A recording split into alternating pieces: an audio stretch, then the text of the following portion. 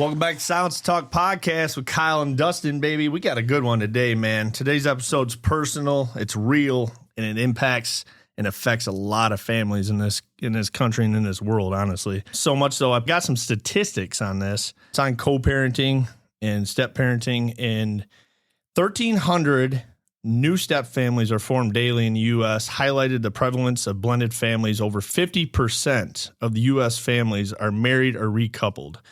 And then 16% of children live in blended families. So like I said, it affects a lot of families out there. And I truly, since we started this podcast, I've always had Steve's thing, and I've contacted him, I bet, for the past 6 months, maybe something like that. It's like, hey, we need to get you guys on. And I'm glad we can make it happen today, dude. It was kind of late notice, too. It was only a week ago. I think not even a week ago. I texted, it was like, hey, dude, we got this date open. Got lucky. Yeah. Got all three of them together. I think it's cool, too, because the fact that you guys are sitting in a room together and you're willing to chat about how you guys parent each other's kids and stuff like it, it's an awkward thing to talk about, and it's cool that you guys are here. So thank you for being here. Leah Whitaker, we got Steve and Shonda Bourdo here, and let's be honest, man, this journey wasn't and still isn't easy, right? But let's dig into it and get into start of your guys' marriage, if one of you guys want to take off with that and where it started. Well, before I start, so we've been doing this kind of thing for a while. We're pretty big on TikTok. We've done the co-parenting thing. We are not glorifying divorce. We are not glorifying anything that, I cannot stand divorce. I wish it never happened, stuff like that. We are just putting a spotlight on making the best of a bad situation and doing what we can to better our children's life. And so, marriage, we were together for 10 years, got married at 22. I was 22. She was 23, married for 8. And it was explosive to say the least. Mm-hmm. Yeah. We met in college, and it was both at like the height of our drinking and partying. And I mean, we were really young, so we just didn't, our whole relationship was based on like just alcohol and having a good time. And, I'm like, well, I found somebody that's going to put up with my shit, which is rare. So we're going to go for it. And it worked out at first, because we were two really good friends. But I think that like the love part was missing out of the marriage. And so when we got married, we just figured that we were going to do the best that we could. And I mean, it worked out for a while until it didn't. So I think when you're young too, in your 20s especially, at least for our generation, there's not a whole lot of emotional intelligence or maturity. Right. You really don't know what's going on inside of you. You don't know how to handle things. I dealt with a lot of anger throughout my 20s, took it out on her, something I had to realize after the fact because too stubborn and too prideful to do it during the fact. Now, you talk about that right there. So is that, when you, in your guys' marriage, was that, was there issues with anger? Was there issues with the alcoholism, stuff like that, before you even brought the kids into the picture, obviously? Yeah. Oh, yeah. I can think of many scenarios with the drinking, it brings out honesty and like over honesty and explosiveness. When you get angry or get upset with each other, it just takes it to another level. But yeah, you bring kids into it. It's a whole nother ball game. Whole new dynamic there. Mm-hmm. Yeah. We had issues when we started anyways. Steve, and I'm not going to speak for him, but I think he'll agree with me on this. He was what I called, the emotional desert. He just, he wasn't brought up like to communicate his feelings and to talk about things. And, he was brought up to shove stuff down. And so, we didn't talk about stuff. And then my mother is an alcoholic. And so, I was already dealing with like the addiction stuff, and it was just beginning, and I didn't realize it at the time. So I was drinking a ton, and we would just like, it was just explosive. Like it would start with alcohol, and, like I would get mad at him because I felt like, you're not talking about how you feel, and I don't know what's going on, and you just sit there and you don't say anything. And then I shut down and I get resentful at him, and like resentment builds up over time, and in the end, like that's what takes you down. So like, we were just both like super resentful of each other. And right? I can talk too. Like, so these are my good friends right here. Like we were friends for a long time. Me and Steve were high school friends all through school. And man, we at one point even lived together. I mean, there's a lot of connections there All with four us. of us. Yeah. That's fun. That was a rowdy time. Let me tell you. Gosh. That's a whole nother podcast there. But we were walking this walk with you guys like the whole time from your start to where it's at now, man. And you know, just speaking on that a little bit, like we'd go out and party, you know, we'd all hang out and party and have fun and do all sorts of stuff. And like, it's so hard. It's easy looking back right now to say, gosh, that was a mess. And it started out and you could just see it starting to grow and spiral into a bigger mess. But, you know, in the moment and in our partying and having fun, like it seemed fun, you know, Yeah. it seemed fun, but it led down a destructive road. For sure. Which will get you to the juicy part here. The divorce, obviously. Well, hold on. Let's talk about the kids first. Okay. Let's talk about the kids. So you had Kennedy. Yep. Kennedy. 2009 Yep. And then Harper. and 2011. So now they're 15 and 13. How did that look, man, when you guys had kids? I mean, was it good parenting when you guys were together? Was it good when you guys had you guys were beginning. awesome parents, in my opinion, when you were together, you know, outside of the party scene. You know what I mean? At the beginning, it was when they were babies. They were, both of them had colic. They cried a lot, so we had to be like super focused. And so I really hadn't gotten heavy into my drinking yet at that time. So we made it work at the very beginning, but it started to unravel when they started getting a little bit older because I was a little bit more checked out, and the number one thing for me was me, and I didn't realize it yet, but I was an alcoholic and an addict, but I didn't know. And so I was taking Xanax and drinking alcohol and mixing the two, and Steve had to do like the majority of the parenting at that time because he would play with them, and I was just trying to survive at that point. And I didn't know, but I was just like I was physically there, but like mentally I was just checked out. Yeah, I think back to when they were babies or infants, just starting to walk around and stuff. And I don't think of a whole lot of like, it wasn't terrible. It seemed pretty normal. But then, yeah, they get to about 4 and 5-ish. The last year of our marriage was hell on earth. Yeah. Like I remember literally hell on earth. Remember the gun when you had died? Well, she had purchased a gun. I would Steve hide told it. me literally, he's like, dude, she's got a gun, and I'm not. I'm scared of this thing. I need to get rid of this thing. I don't know what's going to happen. And Well, I'm there like, was no what? reason for her to have a gun. It wasn't like she was a accomplished shooter. I knew this gun was there. It's like just in case, or what? It was to put me in check. I mean, I figured I gotta keep him on, keep him Keep him on toeing his the line toes. somehow. Yeah, I'm like, I'll just shoot your foot or something. I'm not gonna kill you. So or nothing. literally, she would be drinking, and I would hide the gun. So at some point, I just hid it for good Yeah. until divorce happened. So that's why I'm here with us still and alive. All jokes aside, no, the last year was awful. She drank every day and would take the Xanax and take a 2-hour bath, like as checked out as somebody could be as a parent. And I was the kind of guy that got married. I'm like, I'm not going to get a divorce. Yeah. I will do what I have to do, or I'll try anything. We did end up getting in counseling for a short period. I don't think she was ever really willing to. I checked out about, when we started having problems and my resentment build, they say that women like leave mentally long before. And that's exactly what happened with me. I was like, man, in my head, I was already gone. And I was like, I just am trying, to lose some weight and just feel better about myself. And then, and I hadn't fully checked out, but I was on my way. And then by the time the divorce came, I was gone. And so he was finally trying and like, in my opinion, cause like he had been checked out too, he may have been physically in the marriage and he may have been committed to it. But commitment doesn't mean that, that you're in the marriage, that you're really in it. Well, you're more committed for the fact of you don't want to fail and you want you don't want to have a divorce. It's not you're committed for her. Exactly. And it's like you're committed for the marriage, the loyalty, the image exactly. of not being divorced, this scared of what's next.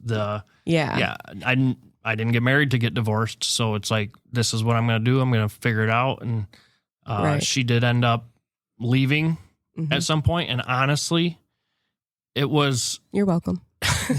It was a huge, like, people say you can feel the weight lifted off your shoulders. Yeah. It was, because I wasn't going to leave, and like I said, it was just a nightmare scenario. I ended up... Let's dig into this divorce real quick, because I was on the backside of it a little bit, hearing, talking with you and a lot, and during that period of time, and it was a dark time, dude. Like that was dark. Like, and I didn't even know how to like even help somebody through that or anything. You know what I mean? Because I dealt with, I had broken family issues, my own, but I've never that level of what was going on. And let's speak to that a little bit, because you were dealing with a lot of anger, man. You had a lot of anger, probably, towards Leah, obviously, and the parenting and the, the alcoholism, but you had anger. How did you deal with your anger in that, and try to keep it in check? And you knew that was kind of making things worse as well. You know what I mean? In your side. Yeah. So the emotional maturity part, it took a long time. Yeah. I stayed in the counseling with the counselor that we had been seeing. I stuck it out for, I want to say 6 months. I ended up learning I can't recommend therapy enough. Yeah. It is life-changing, because you don't have the tools to look inside and understand why you are the way you are, or why you do the things you do. And you can bounce around to counselors because it takes the right one. Sometimes you just don't connect with them. Once you connect, they can bring out so much that you just never even thought was there, or even it's life-changing, and I cannot recommend it enough. It changed my entire life. And I will say, I still had a lot of anger. Yeah. I wish divorce on nobody. It is one of the hardest, worst things to go through. There's so many different emotions, because whether you want it or not, it's such a change in your life, change in what you Especially thought your with life kids. would be. The kids is the worst. Yeah. I think that's the hardest part. Disappointing your kids, having them go separate places, having to deal with or even two that different conversation. families. Do you remember sitting Kennedy and Harper down and like having that conversation with them and saying like, mom's moving out, blah blah blah, and that crushed me. Yeah, it crushed me, because you could just see like the sadness, and you were just like, and they didn't understand that. Yeah, and you can't explain to them. You can't explain to them like, well, mom's an alcoholic and dad's a dick. Right. Yeah, serious, right? Yeah, like, they're like, oh, I get it. Yeah. And speaking to your end, Leah, I know during that time too, right at the divorce and stuff, before the divorce, there's a lot of darkness on your side. Oh, I mean, you had a lot of darkness, because I remember a lot of nights you at our house even crying, and dealing with a lot of stuff just from your past. And in my eyes, just on the outsider, it looked like you were almost searching for something different too, because you were going different avenues, that was hurting the marriage too. Yep. That created more anger. Was you're reaching out to another person. I remember before your guys' divorce, and it was one of the big things that was like, oh yeah, the Snapchat, the famous Snapchat. Yeah. The famous Snapchat. No, so I had said so many times to him, like, I'm leaving, but of course, like, he never believed me. At least I don't think that he ever thought I would leave. Yeah. He didn't think I would go. And like I said, I had mentally checked out. I got Snapchat, and there were many times where I was drinking at night, and I ended up starting talking to, other guys on Snapchat. Yeah. And we weren't divorced yet. Had I served you papers yet? I doubt it. Okay. I don't think so. Well, we were at the end either way, but it doesn't excuse it. So I had been emotionally disconnected from him for so long. You search for validation in other ways, in love that you didn't feel. Because even though he was physically there, like he wasn't actually there. Yeah. So when, like I would get attention or whatever, and it never went further than talking. And he knows that because we had a fight one time and he got my phone and locked himself in the bathroom. You remember that? Yeah. He locked himself in the bathroom, and there was a conversation. And one of them, one of the guys was like, "Hey, can you meet up or whatever?" And I was like, "Oh, I'm still married. I have to wait till I'm divorced." And so, I mean, he knew that it never went anywhere physically, but the damage I think was already done at that point, which made him even more pissed off. Yeah. And so, I mean, what we had gotten in an explosive fight. And one of the things, although I'm the alcoholic, I mean, there were times where he would drink to excess, right? And so we would get in these explosive fights, and we got in a physical fight one time, and it got pretty bad. And we were going on it, and he got on top of me, and he had his hand. Do you mind if I say it? He had his hands around my neck, and so we were. I mean, it got like people don't even realize. Like Steve and I don't talk about everything because some of it doesn't.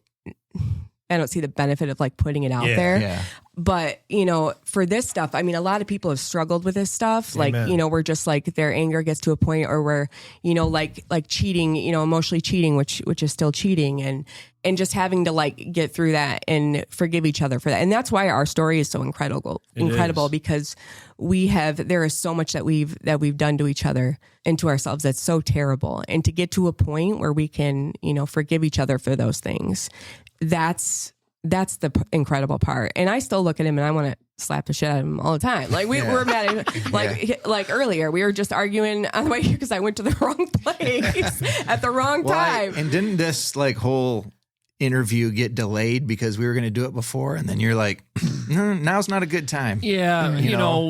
There's parenting stuff that comes up, and then happens, we butt heads a little bit, and then it's like I don't have the energy to talk about this kind of thing sometimes, and there's a lot to it. I think it's cool though that you guys are here and talking about it and being raw and vulnerable about it, because we always say that, like, we always want to hold back, especially like we might tell a little bit of something, but like we want to hold back the nitty gritty because we don't want to look so bad to the world, right? Right. And it's that stuff though, that when that stuff comes out and you're able to tell those testimonies, that's really what helps people, because other people are dealing with the same stuff, and I'm not alone in this. And so you guys telling your story, there's so many people that are going through this stuff, or domestic violence and divorce and trying to live well enough with each other for the kids and things like that. And so the fact that you're able to talk about it and be vulnerable and raw about it, I think is important. And it's not, like you said, to glorify anything. It's actually the opposite. It's actually to glorify how God is working in the situation and how he is using it to help other people and using your story to help other people. So I just want to say thank you though for being vulnerable with that, because it is important to talk about that stuff.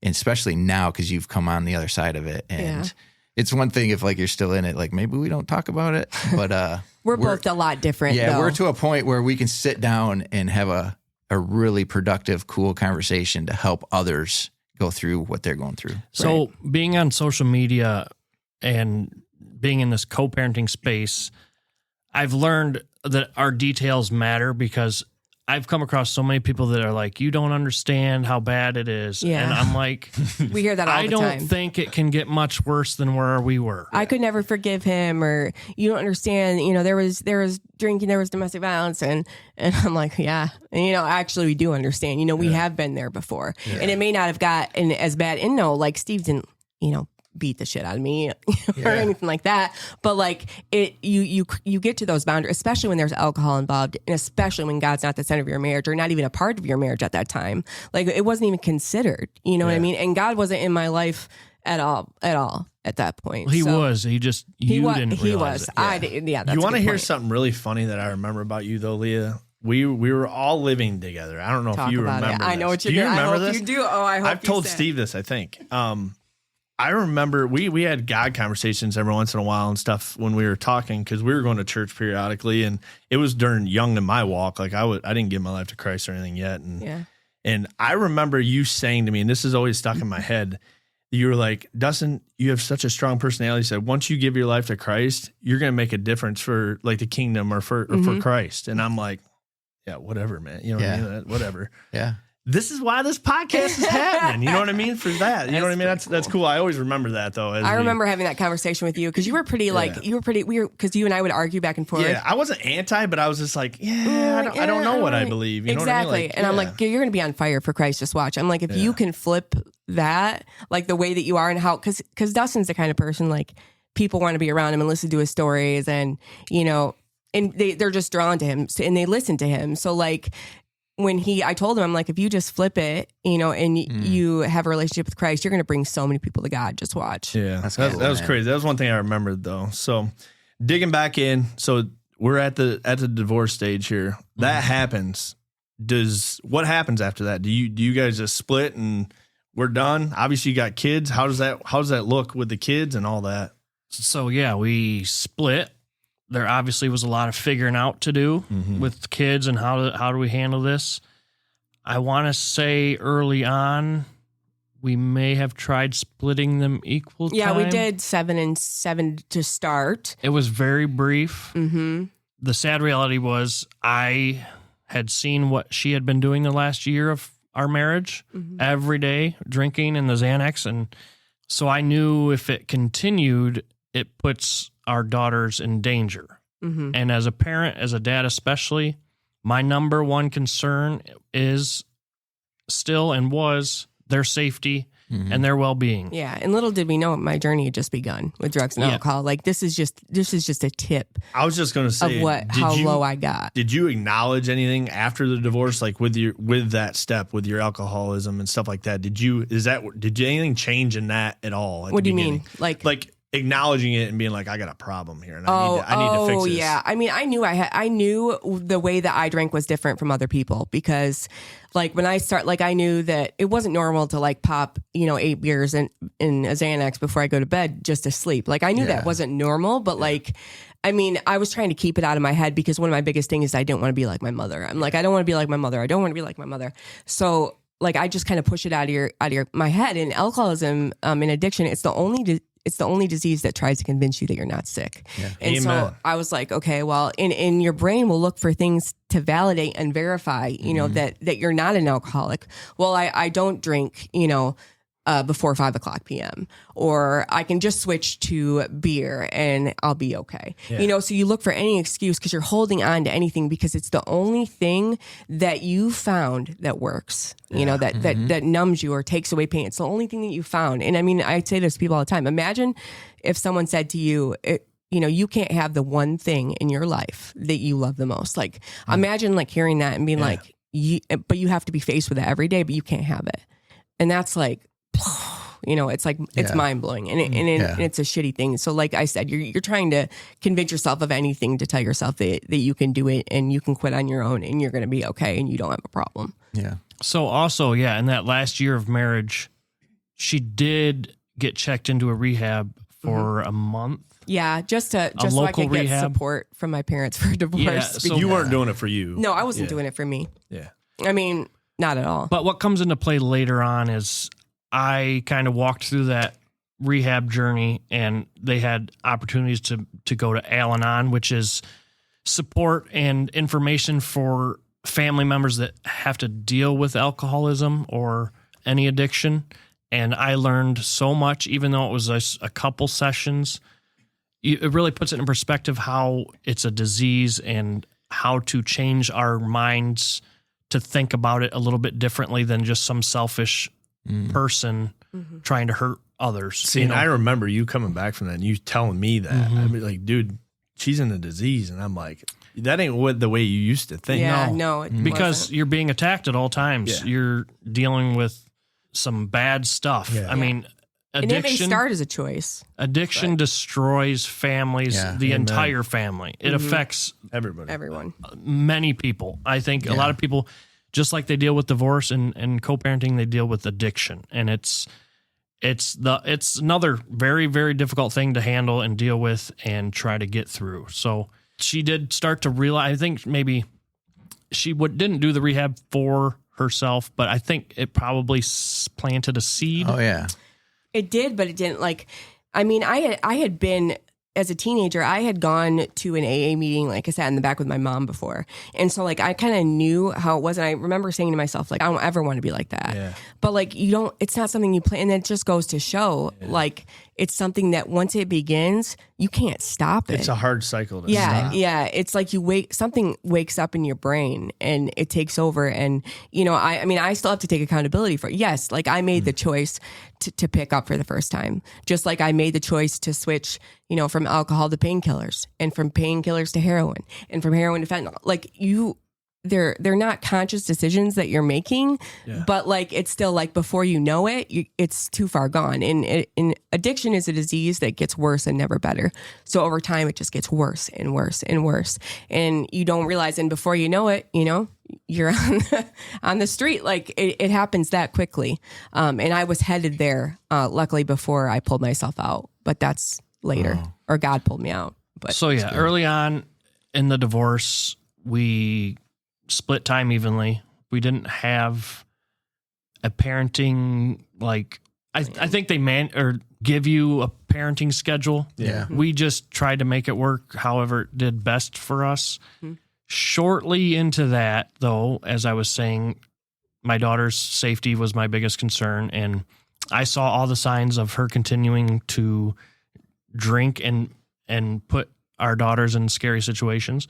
So I made a very, very hard decision, which in her perspective, I was being mean. I was being evil. Yeah. It was not easy. I decided to not allow her to take the girls, which overnight. Yeah. Yes. Yeah. She had to basically spend time with them with her parents or kind of monitored. Yeah. I couldn't have them at night because, I mean, that's when my worst drinking was.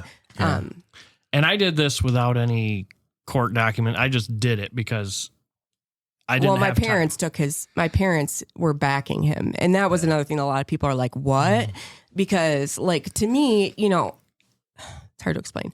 So to me, it looked like betrayal, like from my family. And I was so pissed off. Oh yeah. But like at the time, like he had to do whatever he had to do to keep his kids safe. And I still was convinced that I was managing this. Like I was convinced. And so I'm looking at it like, you asshole, like he's coming, like he's doing this on purpose. Like he wants to hurt me. But like addicts, we think selfishly, and I'm not thinking of, my kids. And as horrible as that, as horrible as that sounds, but like that's how addiction works. So you're not thinking of like anything but getting what you need to not feel. That's the, the paramount, like most important thing.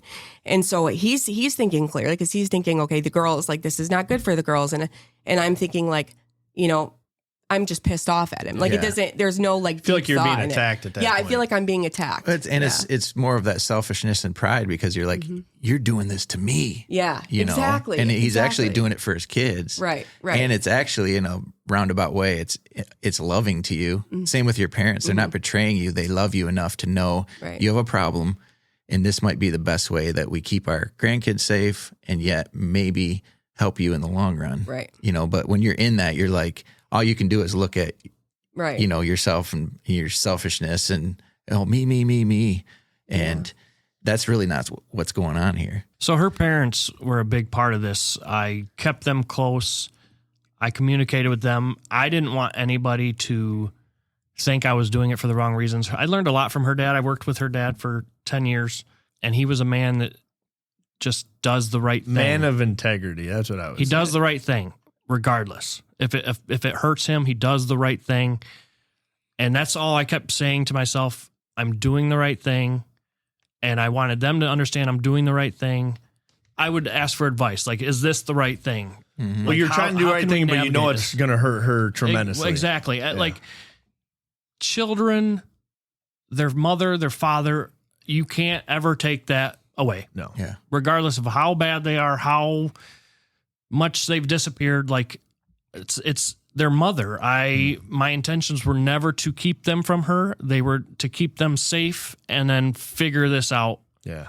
And, I can only control what I can control, and I couldn't control what she was doing, and it put them in danger in my mind. So thankfully her parents were kind of side by side with me, and it was a it was battle all the time Oh, because yeah, I was plotting his death. I was so angry. You're like, where's that revolver at? Yeah, exactly. Too bad I sold it. and she could be convincing. She would say what people wanted to hear. Oh yeah. And I was the just queen do of that. I could whatever she wanted. I could make anybody believe anything.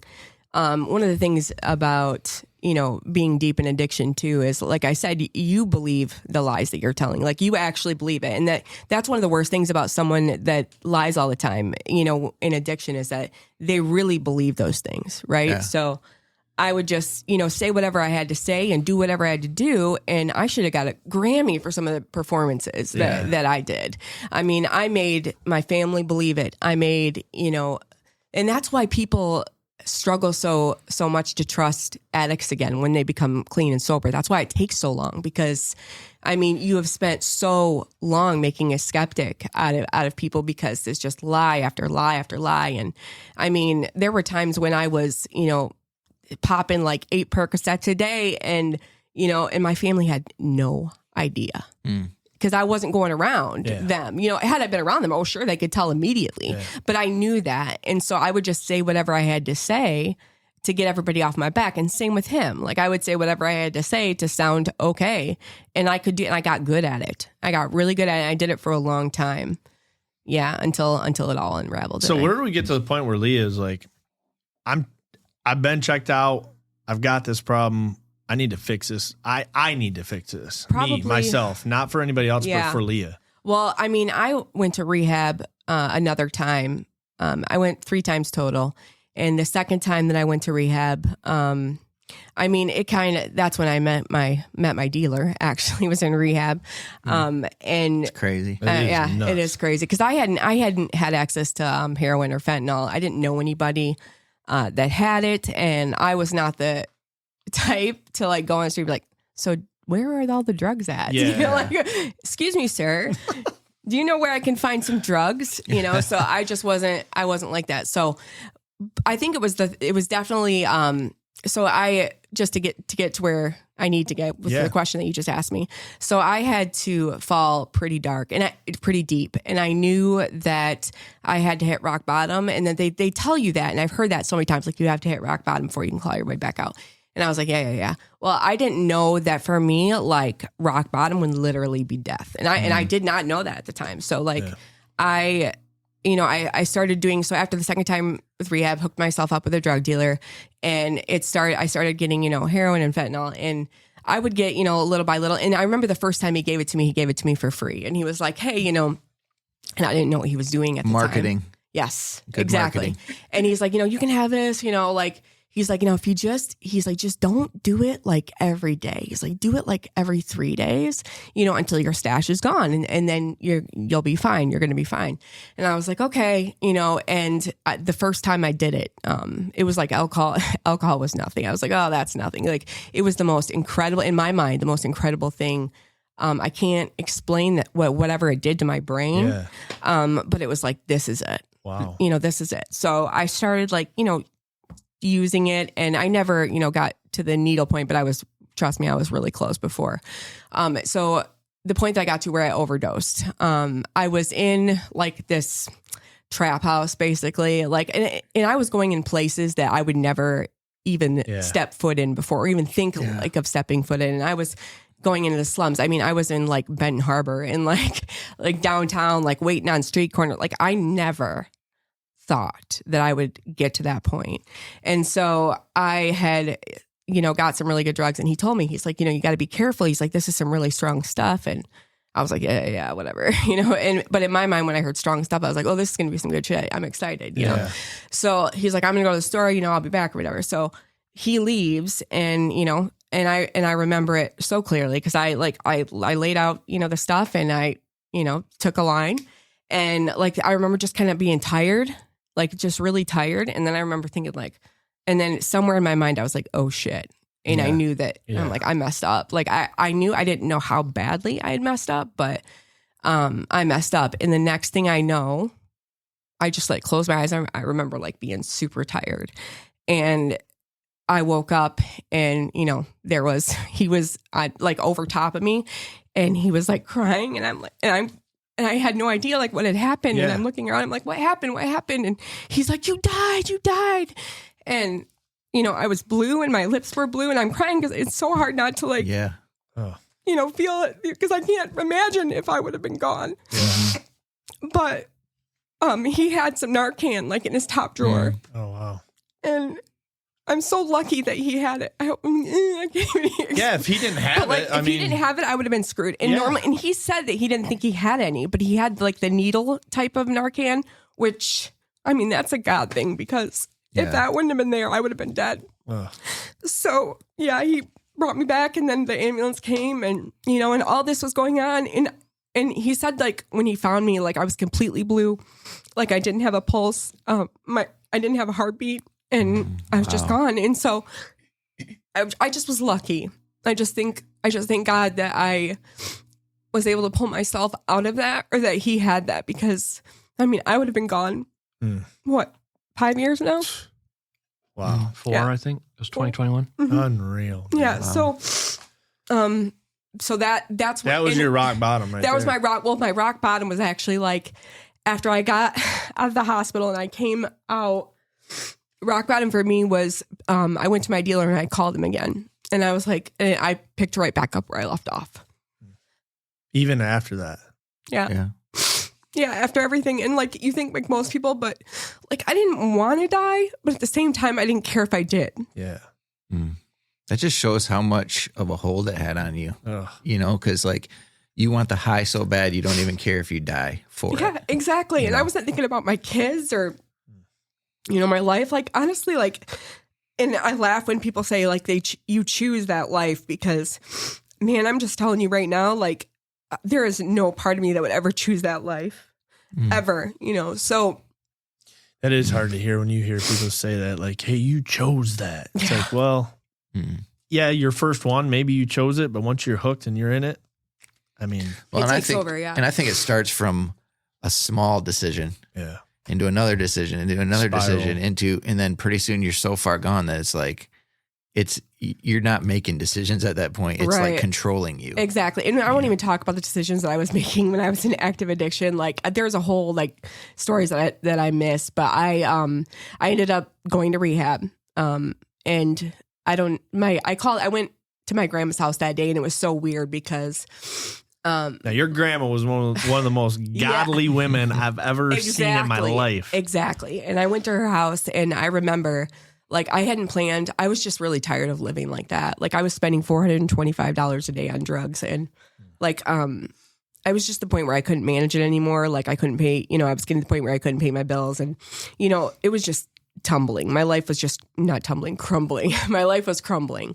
And I got into the door and I just looked at my grandma and it was almost like I like involuntarily, like I couldn't even, like it just came out of my mouth and I was like, yeah, grandma, I've been doing drugs like for a while now. Like I said it like it was nothing. I'm like, you know, fentanyl and heroin and I gotta, you know, I need help. Like I need help. And so she picked up the phone and she called my dad and my dad, it was up north and he drove immediately home. And the next thing I know, I was on a plane to Atlanta, you know, which is where I lived for the next year, you know, to get sober and move into a sober living and stuff like that. So that's when my life really began. That's when I knew that, you know, I knew I had a problem when I picked up after I died. To answer your question, that's when I knew I had a problem. Yeah. And I kind of want to add on too, because I think that there's a huge stigma against addicts and alcoholics. And to know Leah and her family, I mean, they're very successful people. They're, you know, very Christian people.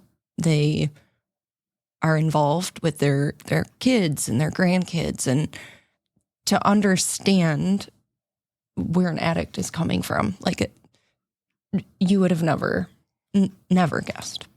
She's not that person. Yeah. Right? Yeah. Well, I think in the position that I'm in now, like you definitely wouldn't be able to tell. But it took a lot of like digging out. So when I was in Atlanta, I don't want to make this all about my addiction, but unfortunately it's like the biggest part of our co-parenting story because Steve had to do like, so anyway, so when I went to Atlanta, Steve basically became a single parent for an entire year. I mean, and he had already been, you know, doing Go ahead. Yeah, you've skipped a lot. All right. We've skipped a lot well, of our journey, but it's fine. We'll go back to it. Yeah, we can jump back in. So when I went to Atlanta, Steve basically became a single parent. And I remember saying goodbye to the girls, and that was really hard. And so I went to a place called Black Bear, which is an inpatient rehab facility. So I went there first for 30 days, and then I thought I was coming home. I was like, yeah, I'm good. And my dad, I got on the phone with my dad, and he's like, Leah, he's like, you gotta stay. You have to live there. Yeah. And I'm like, excuse me? Like I have to, what do you mean I have to stay? I thought I was coming home. And he's like, no. He's like, I want you to go, to sober living. And I was like, damn, like, I got to quit my job. So like I had to, quit and all this I was doing while I had a job, by the way. So I had to quit my job for a year and focus on getting sober. And that's when my life, like, I think I can say that's when my life really began. Yeah. And that's when things started to change and click. And I got better and better over time. And I will hit 4 years on September 25th. That's awesome, man. Yeah. That is so awesome. Wait, let's see. There we go. I knew I had something for it. Okay, that was a little long. Yeah, it was long. Now rewind. So you were saying there's a lot missed there. So what was missed in that path? So yeah, or during that journey, I should say. Well, once I had made the decision with her parents' help to kind of monitor her time with the children, obviously that made things very bad between us, Leah and I. Okay. And we got to a point where we blocked each other's phone numbers, blocked each other's social media. We communicated through email and through her parents. And it was, the girls played soccer at a young age. We'd have soccer games. You could feel the tension every single time, everybody. Because, her family doesn't want her to think like they hate her and love me. And so there's the tension of talking to me. Yeah. There's the tension of her and I being there, not looking at each other, not even talking. Communicating. Yeah. Like we were in as bad a place as you can be as two people trying to parent together. Do you think that affected your kids at the ages they were at? Kids hear everything, they feel everything, they know more than we know. Yeah. They know. Listen. Oh yeah, for sure. I can guarantee it had an effect on them. I think it probably still could. We all have stuff from our childhood that we don't remember, but it's in there and it affects us. So that went on for 4 years. 4 years of actually, she took me to court once to try to make sure we got even parenting time, and it ended up kind of backfiring. Yeah, well, I had to sign something. My parents, this is another thing that caused like a rift between my parents and I, because like there was a long journey back to having a relationship with my parents, and I know now why they did it, and I didn't understand then, but there was a form that basically had said, do you remember what it said? Like the one that we had the court stamp on it that basically said that I signed. I don't remember. I mean, it had a custody agreement. Yeah, I think it was giving. Steve, you were signing over custody, really. Yeah, to an extent. She took me to court and ended up signing me having full custody just so I could temporary full custody. Yeah. Yeah. So it was something for me to be able to then legally. I mean, because there's not much police can do when you have a civil situation like this. That's why I kind of knew when I took them to keep them safe that it was fine. Yeah. Like it'll get worked out. But so we dealt with this for 4 years. There was some time there where she tried to take on more time and things like this, but it was just, she was so deep in addiction, and I can tell things like this. So it would go back and forth. Her time would change constantly. It was a mess for 4 years. And then I think she was sober for a while. Yeah. Maybe a year. Almost. I didn't make it to a year. I think I was like 9 months or something like that. But I could tell. I mean, when you're around an addict enough, you know the signs. You can just tell. Yeah. Their mind is different. Yeah, that was after my second rehab stint. Yeah. So we ended up starting to get along. it was, I'm like, we had actually at her parents' house, we had conversations of like my intentions. Yeah. Like, I want you to be their mother. I want them to have time with you. Things like that. Lots of conversations. Honestly, getting to a point where we just admitted all our wrongdoings, both of us. It's not just your fault because you drank. Right. I was unavailable emotionally. I was angry. That's a powerful thing. Yeah. That's a huge step to have that confessions to each other like that. Yeah. It made a huge difference. I think it was a kind of a turning point. No, it was. We had to forgive each other for a lot of things. There was a lot of tears. There was her parents, thank God for them, because were they kind of heading it up a little bit? Yeah. I think it was probably their idea for us to have dinner, and then, they would bring it up and one thing led to another, and we're forgiving each other. We're admitting exactly our wrongdoings. It was powerful. It was, it was a very powerful thing. Would you say that the reason you were able to get to that forgiveness stage is because of the confession part of it?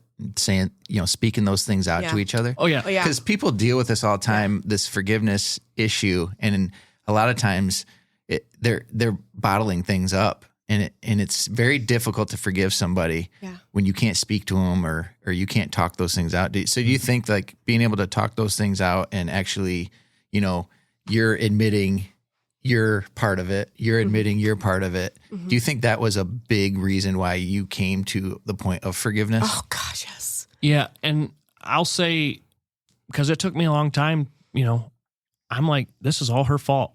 Yeah. She drank this marriage away. Yeah. She was addicted. You're pointing.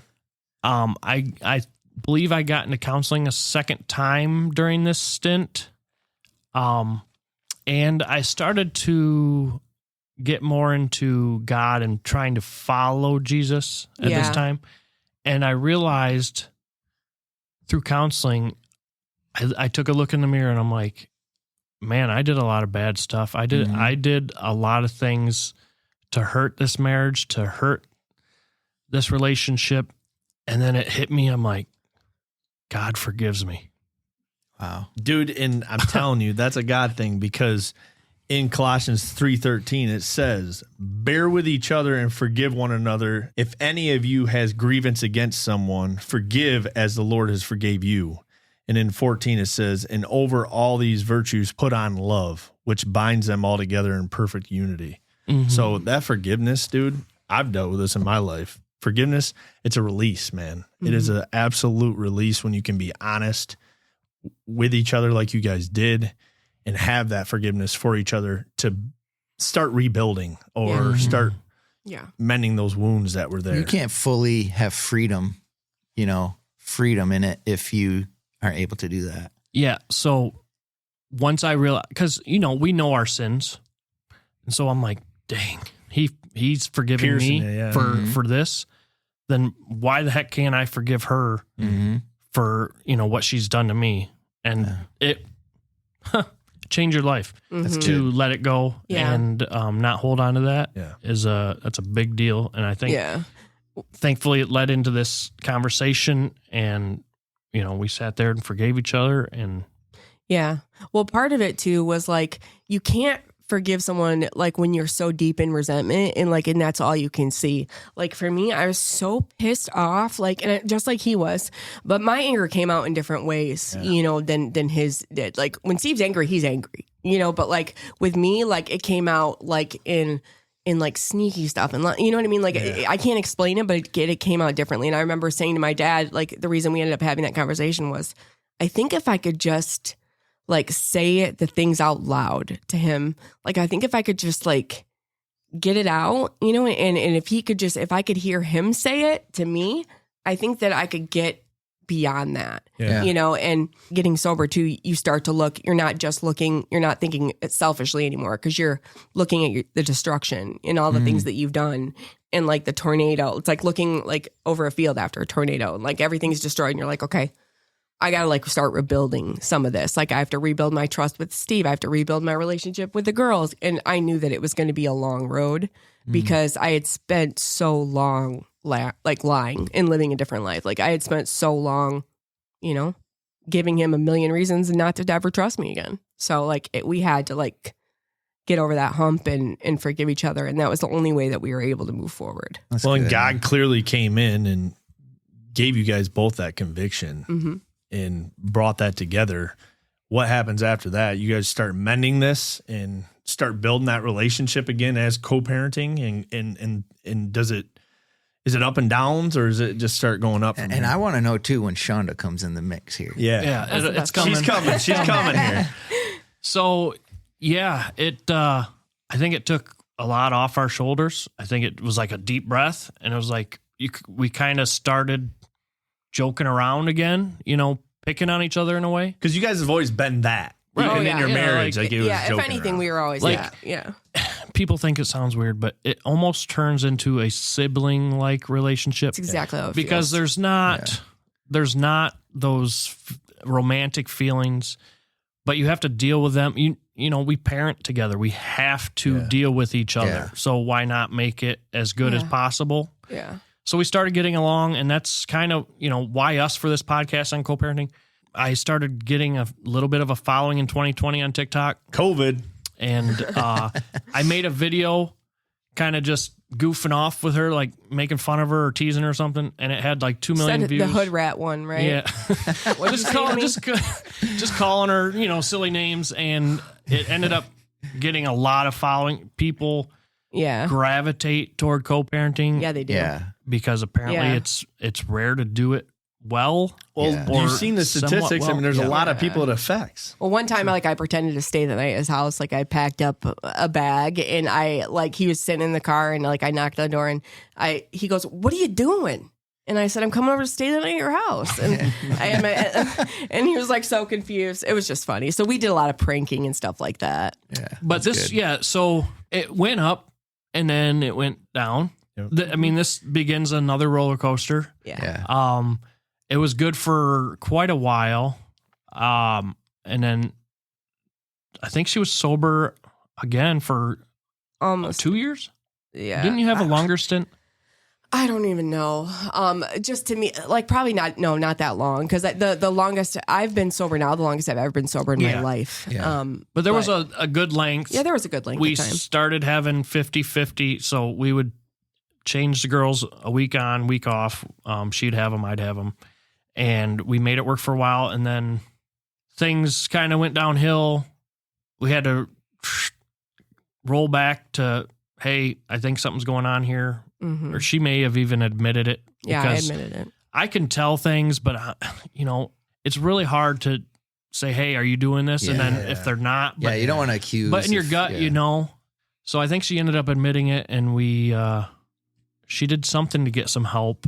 And I just took on more time with the girls. And, you know, I'm like, hey, get yourself right. Yeah. I will take care of the girls. Like, Yeah. focus on what you need to do. And that's Well, one it's- thing I really appreciated too, because like you don't see very many, because usually they'll use it against you, you know, your addiction especially. Yeah. And if there's anything that I appreciate about Steve, it's that, you know, he didn't take those things and like, and this is how I know he cares about his kids. And that's what makes him a good dad to me, because he could have used those things to gain leverage. He could have used those things, you know, to get me to sign something. And like a lot of people now, especially in the work that I do now, I see it every day, where dads will take advantage of that and make it so, or, you know, moms mostly. Moms will take advantage of that and make sure that dad never sees those kids again. Yeah. You know, and the dad's just fighting for his life, right? Yeah. Trying to get out of addiction. And in our situation, it's just the opposite, you know, and he said, hey, you know, if you need to get better for a while, if you need to step back and, you know, I've got you, like I will, you That's know, cool. and he took over for me. And if it wasn't for that, we wouldn't be here. I would have been gone a long time ago. That is That's awesome, great, man. So Kennedy and Harper's getting older now. They're in there getting a little bit older. And so they know more or less kind of what's going on now in this stage. How were they involved in this? And like, how did you see that play out when your guys' relationship kind of started to mend? Did you see their attitude get better about it? Or, you know, what was going on with the girls? So actually early on, when I decided to take them basically and keep them and monitor her time, it went on for a while. And I don't know, they were 6 and 4-ish, 7 and 5. And there was a day they said, why don't we get to spend more time with mom? Ooh. And being a child, blaming me. Right. Yeah. That's hard.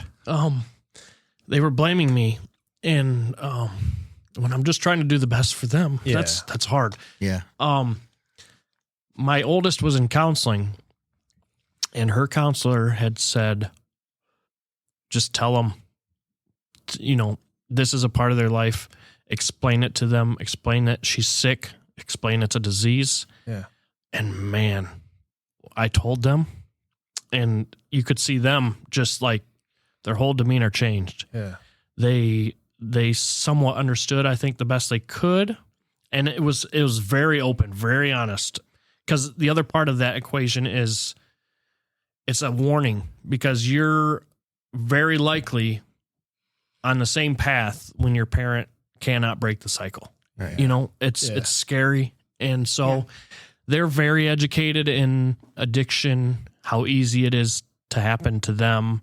Yeah, we're really open. That's good they know that. Yeah. It's so that's been a part of the entire journey since they were young. They know. So when she left for that year in Atlanta, they knew why. We told them it's for her to get better. Yeah. She has to do this, and it's for her to be a better mom and those types of things, because she has to go away and she has to get this figured out, and you can't do that without professional help. I mean, it's very rare. It does happen. People have quit.